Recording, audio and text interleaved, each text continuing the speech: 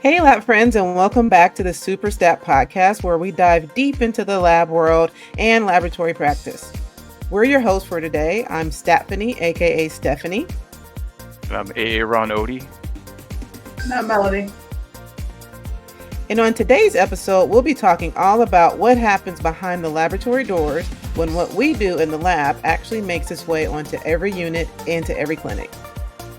That's right. Today, we're going to discuss how laboratory medicine plays a critical role in supporting and strengthening evidence-based practice alongside interdisciplinary teams. And where the laboratory's evidence-based criteria can strengthen existing infrastructure for quality improvement and patient outcomes. So in other words, evidence-based practices takes all of us, including laboratory expertise.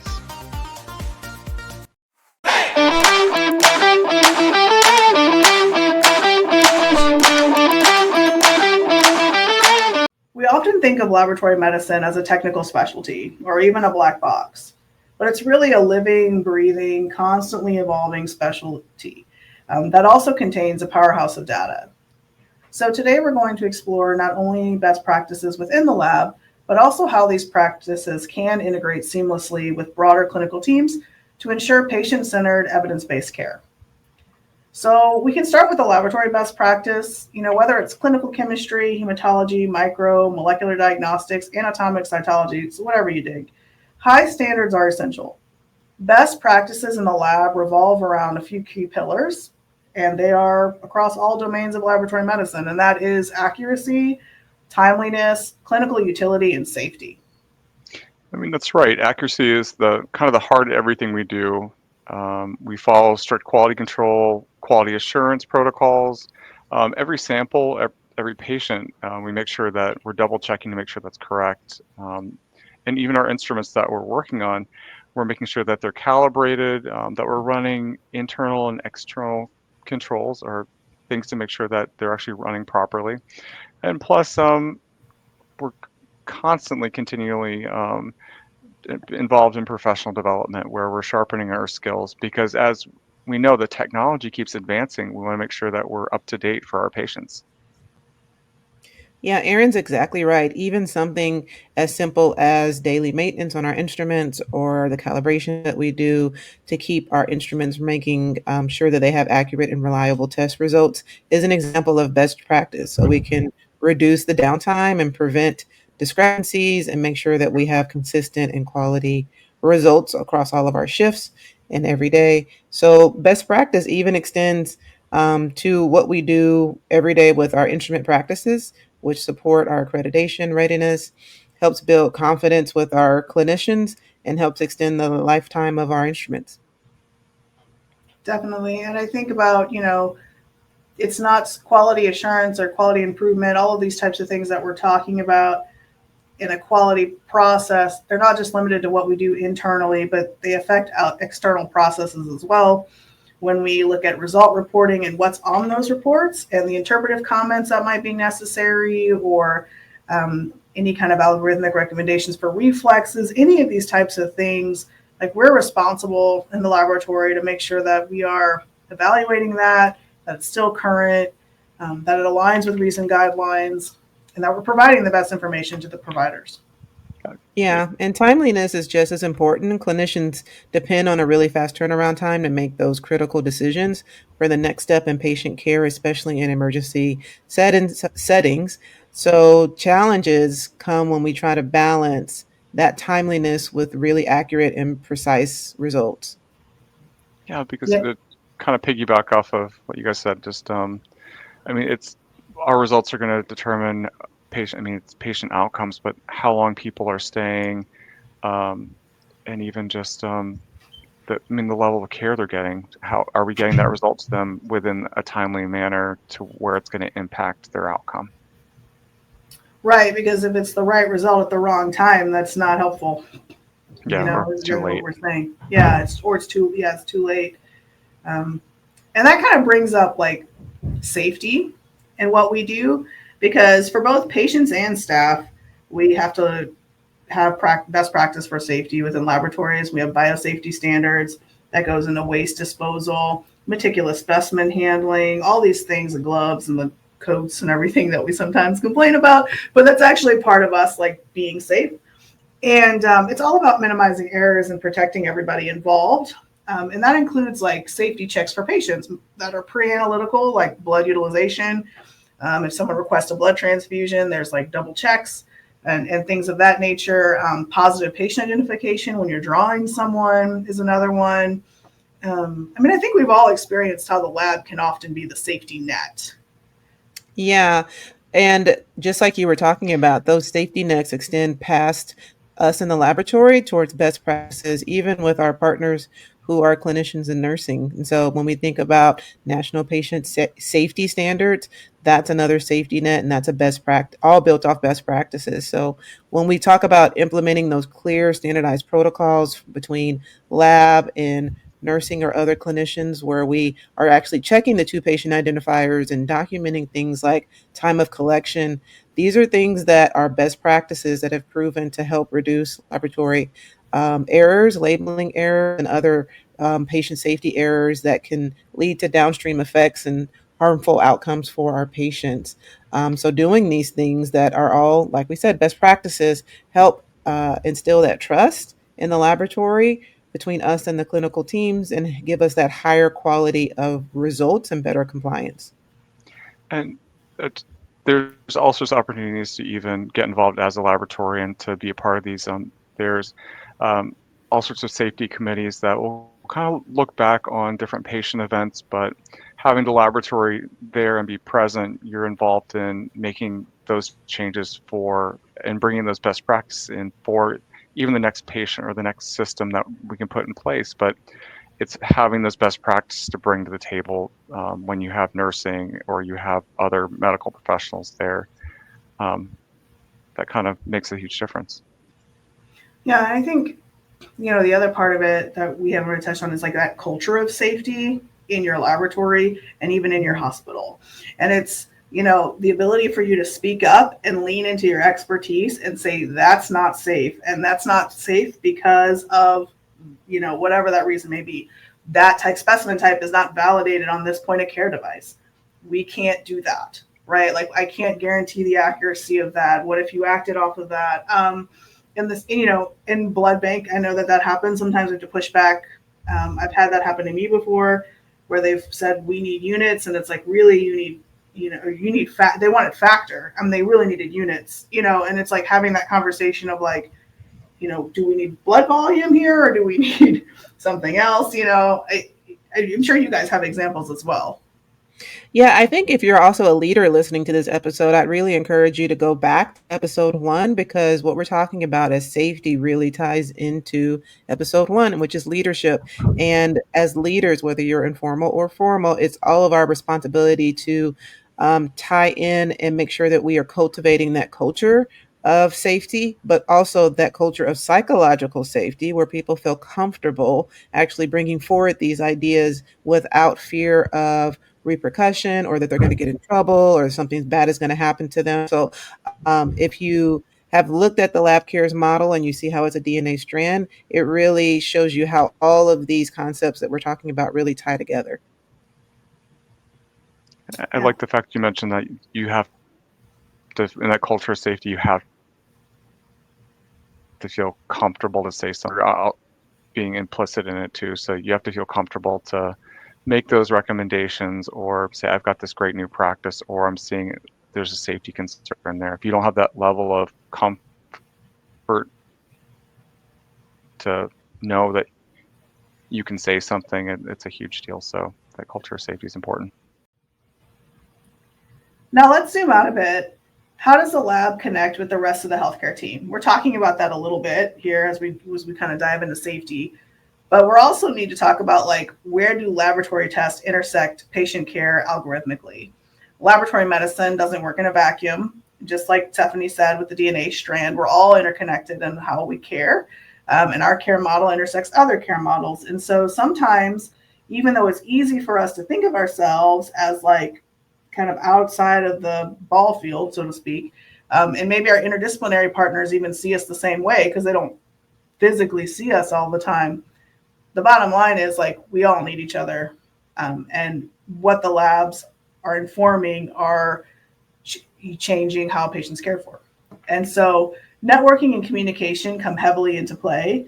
We don't do testing just for the sake of it, or even because someone demands it. I think there's a misconception there at times, and even maybe a fear as a laboratory person, I would say, to like speak up in those moments. But leaning into our expertise allows us to ensure that we're being judicious in our application of testing and it's clinically useful and meaningful to the picture and the patient presentation.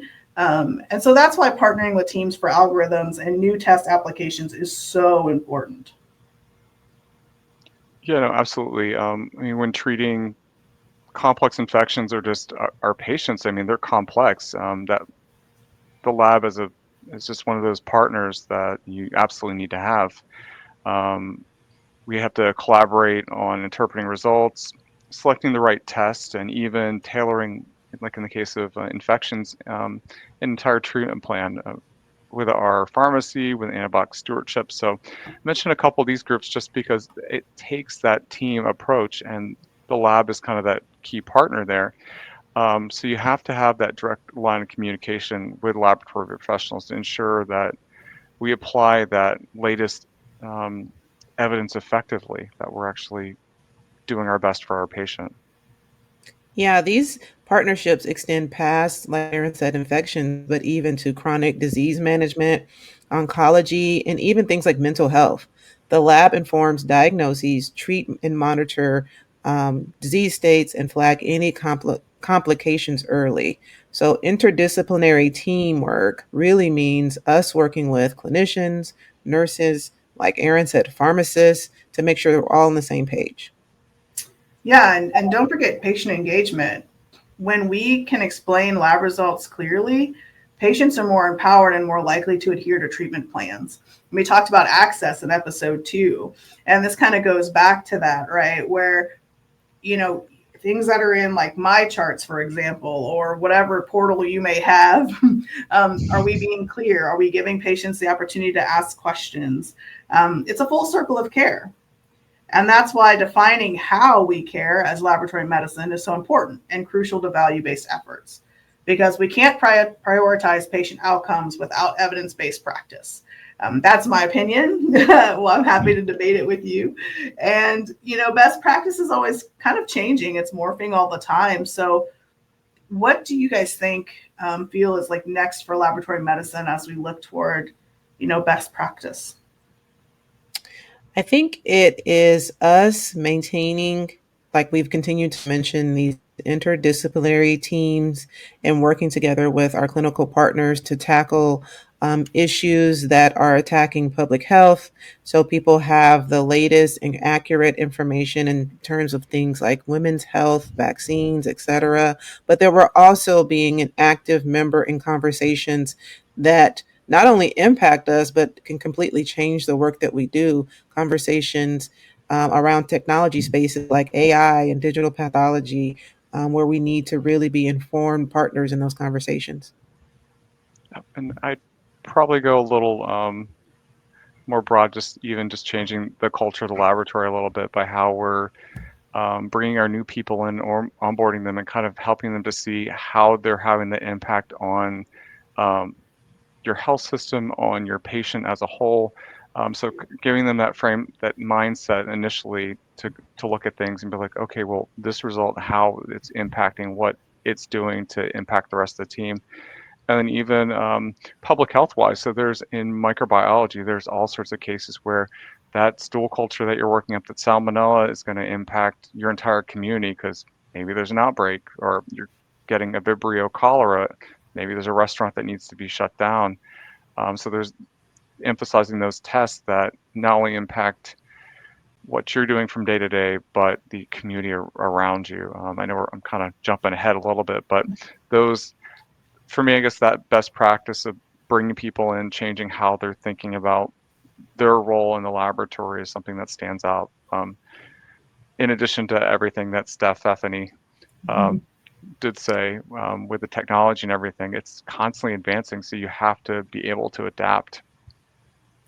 Yeah, and I think too, like we're constantly finding new biomarkers that can be used in practice and new clinical utility for them. But because it's very research heavy, I think we sometimes struggle in the translational medicine piece, which is like the research is like way far ahead, and then the clinical side is kind of like whenever it's FDA approved, like we'll be part of Yes, that. sure. And so trying to like bridge some of those gaps from the research and thinking about bench to bedside, like really kind of considering what that means for your own lab and how you can start working to better the future forward of laboratory diagnostics and where we're going. And do I have the right instrumentation to support the fact that, we may need biomarkers for Alzheimer's, or we may need advancing biomarkers in new spaces. Like, I mean, we have to think about those things. And Seth said, that's like leadership as well, right? That's that forward vision.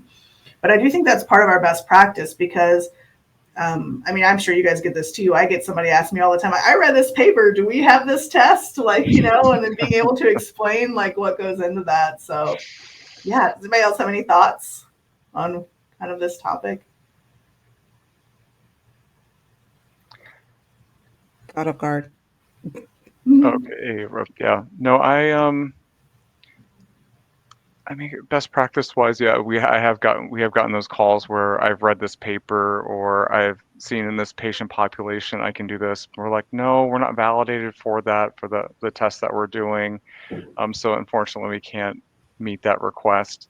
I had the gif about we're all out of rocket packs, and we're like, we never had rocket packs. So you do you do see these things, and the clinicians and the other part of our team get excited, but we have to kind of have a measured approach to how we're bringing things in, because sadly we only have so many pennies to pick out our best technology. So that's the other thing about our best practices that as a laboratory, you have to be willing to share with other laboratories and actually say, okay, this is our best practice of what we're doing.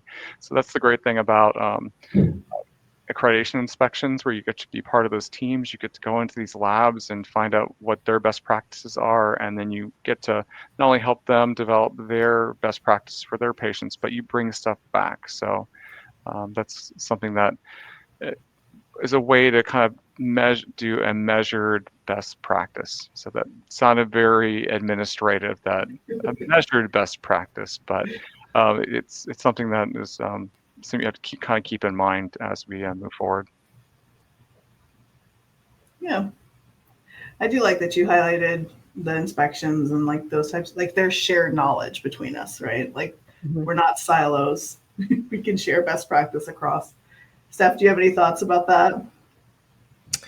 No, I think, obviously it's part of us kind of being intertwined individuals, like you said, and not working in silos and getting out there and networking, and taking advantage of our opportunities to see when we see each other at national meetings, if you're able to go or be a part of these professional organizations, that we're all working together to kind of share ideas, and to understand what's happening in our communities together so we can work together and solve lab medicine's problems. Even though like personalized medicine, point of care testing advances, like you mentioned AI, Stephanie, these things are all changing our landscape and they always will. No matter how much the tech evolves, best practice and having that alongside communication internally, externally, and with your lab buddies, right, remains non-negotiable. Yeah, I agree. The future is definitely exciting, especially as we talk about advances in technology and collaborations across the international, national hemisphere of lab medicine. The foundation, though, stays the same. The laboratory is founded in precision, communication, and relentless focus on patient safety and our patient outcomes. Hey, well said. Huzzah! That's a wrap on today's episode of Superstat. Huge thank you to my co-hosts and everyone that's actually out there listening and supporting us. Make sure to spread the word, join us. Don't forget to subscribe and leave a review. And until next time, keep asking questions and stay super strong with Superstat. Bye.